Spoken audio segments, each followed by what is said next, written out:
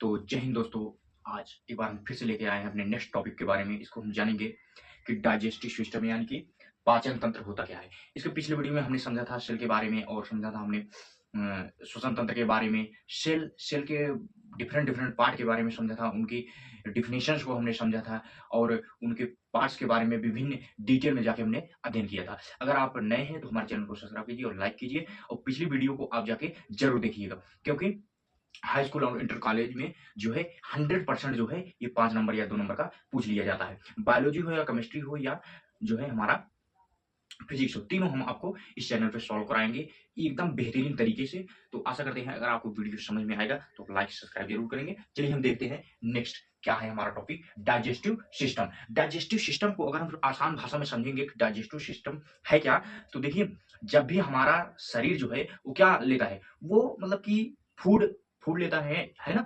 भोजन लेता है, तभी तो हमारा शरीर जीवित है। तो हम क्या करते हैं, भोजन इनटेक जब करते हैं तो हमारे शरीर में कैसे-कैसे उसकी किस-किस प्रोसेस से होते हुए वो क्या होता है, हमारे बॉडी के अंदर उसकी क्या-क्या क्रियाएँ होती हैं, किस-किस प्रोसेस से गुजरता है, उसी को हम समझने वाले हैं। और हमारा भोजन कैसे पचता है, वहाँ पे कौन-कौन सा पार्ट जो है, कौन-कौन सा हमारे बॉडी का अंग जो है, उसमें इन्वॉल्व होता है, उसी को हम समझने वाले हैं। तो आइए देखते हैं क्या कह रहा है डाइजेस्टिव सिस्टम, पाचन तंत्र, पार्ट 6।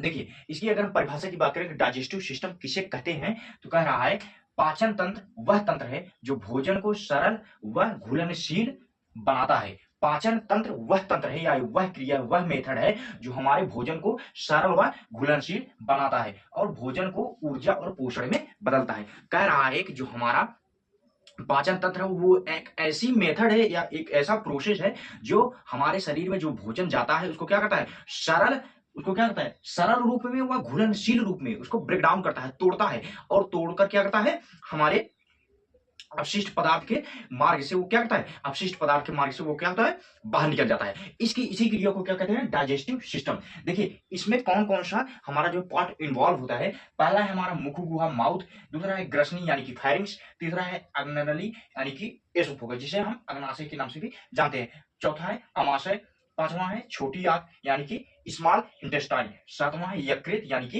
लीवर, आठवां है हमारा पित्ताशय यानी कि गैल ब्लडर और आठवां है हमारा अग्नाशय यानी कि पेनक्रियाज, नौवां है बड़ी आंत मतलब कि लार्ज इंटेस्टाइन और 10वां है मलाशय एवं गूदा जिसे रेक्टम या इनस के नाम से भी जानते हैं। तो ये है हमारे बॉडी के पार्ट जो क्या करते हैं, डाइजेस्टिव सिस्टम में क्या करते हैं, मदद करते हैं, हमारे डाइजेस्टिव सिस्टम को क्या करते हैं, मदद करते हैं, मजबूत करते हैं, क्या करने में, उस पूरे प्रोसेस को पूर्ण होने में। ठीक है, तो देखिए इसको हम फिगर के माध्यम से समझेंगे। जैसे हम क्या करते हैं, भोजन है, अगर हम भोजन है, भोजन के टुकड़े को हम क्या करेंगे, इनटेक करेंगे, पहले कहां पे जाएगा, माउथ में। तो देखिए सबसे पहले भोजन कहां पे पहुंचता है, सबसे पहले भोजन हमारे माउथ में जाता है, वहां पे लार्वा एंजाइम निकलते हैं, लार्वा निकलता है, वो क्या करता है, उसे क्या करता है, उसे लिक्विड में थोड़ा मतलब गीला कर देता है। ठीक है, वहां से हमारा जो टीथ होता है उसे क्या करता है, ब्रेक डाउन करता है, तोड़ता है, छोटे छोटे टुकड़ों में तोड़ता है, फिर वहां से होते हुए कहां पहुंचता है, ग्रसनी, ग्रसनी यानी कि फायरिंग्स में पहुंचता है। फायरिंग्स उसे कहते हैं जो क्या होता है, दो पार्ट में डिवाइड होता है, यानी कि भोजन को अलग करता है और वायु को अलग करता है। ठीक है,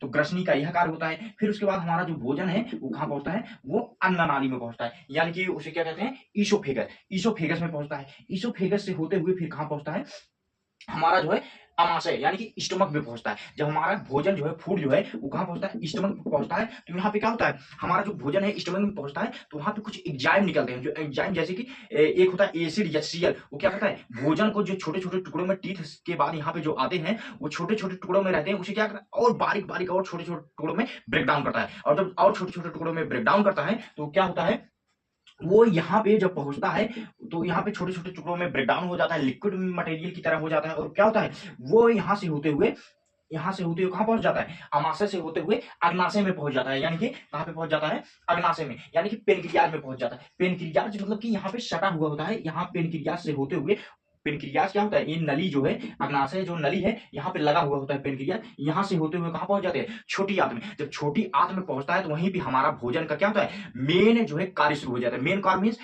जो हम आप भोजन किस लिए करते हैं, हमारे शरीर को ऊर्जा मिल सके, प्रोटीन मिल सके। ठीक है, हमारा शरीर क्या हो, मजबूत रह सके। ठीक है, एक एनर्जी के रूप में हमारा शरीर क्या हो, हमेशा रिड्यूस करता रहे जब जब हमारे शरीर को एनर्जी की जरूरत हो ना। ठीक है, तो वही होता है, छोटी आंत जो होती है वो क्या करता है, भोजन से जो इंपॉर्टेंट मटेरियल होते हैं जैसे कि प्रोटीन हो गया, कार्बोहाइड्रेट हो गया, तो वो क्या करता है ग्लूकोज के रूप में उन्हें क्या करता है अवशोषित कर लेता है। कहाँ पे? छोटी आंत यानी कि स्मॉल इंटेस्टाइन में क्या करता है, उनमें से जो महत्वपूर्ण वहां पे ऊर्जा होते हैं, प्रोटीन होते हैं, उन्हें क्या करता है यह अवशोषित कर लेता है, अपने अंदर अवशोषित कर लेता है, और जो मटेरियल बचते हैं उसे क्या करता है आगे क्या करता है फ्लो करता है, धक्का दे देता है। जब धक्का देता है आगे आगे हमारा फूट जाता है, उसके बाद कहां पे पहुंचता है बड़ी आंत में, ठीक है, लार्ज इंटेस्टाइन में। जब लार्ज इंटेस्टाइन में हमारा फूड पहुंचता है तो वहां पे क्या होता है, वह जो बची खुची मटेरियल रहते हैं उनमें जो बचा खुचा क्या रहता है एनर्जी रहता है ग्लूकोज के रूप में या प्रोटीन के रूप में, उन्हें क्या करता है उन्हें अवशोषित कर लेता है। देखिए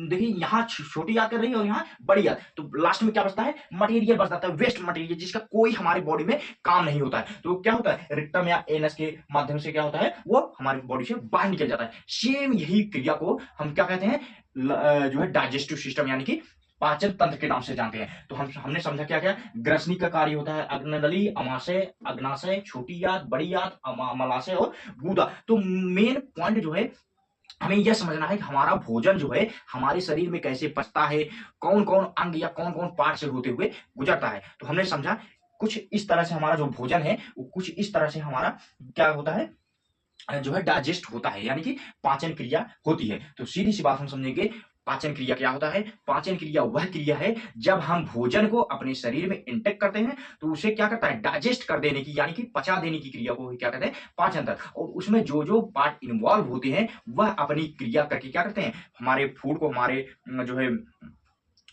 हमारे भोजन को क्या करते हैं डाइजेस्ट कर देते हैं। इसी क्रिया को क्या कहते हैं पाचन तंत्र कहते हैं। तो देखिए तो हमने समझा पाचन तंत्र अगर आपको परिभाषा में पूछ लेता है 5 नंबर का या 2 नंबर का कि डाइजेस्टिव सिस्टम किसे कहते हैं, तो आप लिखेंगे पाचन तंत्र वह तंत्र है जो भोजन को सरल व घुलनशील बनाता है और भोजन को ऊर्जा या पोषण में बदल देता है। अगर आप इतना लिख देंगे 100% आपको 5 नंबर या अगर 2 नंबर का प्रश्न रहेगा तो आपको 100% मिल जाएगा। आशा करते हैं आपको वीडियो समझ में आया होगा। अगर समझ में आया होगा लाइक और सब्सक्राइब जरूर कीजिएगा। मिलते हैं नेक्स्ट वीडियो में। कमेंट में आप जरूर कीजिएगा कि आपको अगला वीडियो किस चैप्टर का चाहिए। वैसे हम play list wise topic wise 10th और 12th का जो है हम डिस्कशन करते जा रहे हैं। तो ये हमारा 6वां वीडियो था। नेक्स्ट 7वां वीडियो आने वाला है, वो किस टॉपिक पे आएगा ये आप लोग कमेंट करके जरूर बताइए। तब तक के लिए जय हिंद।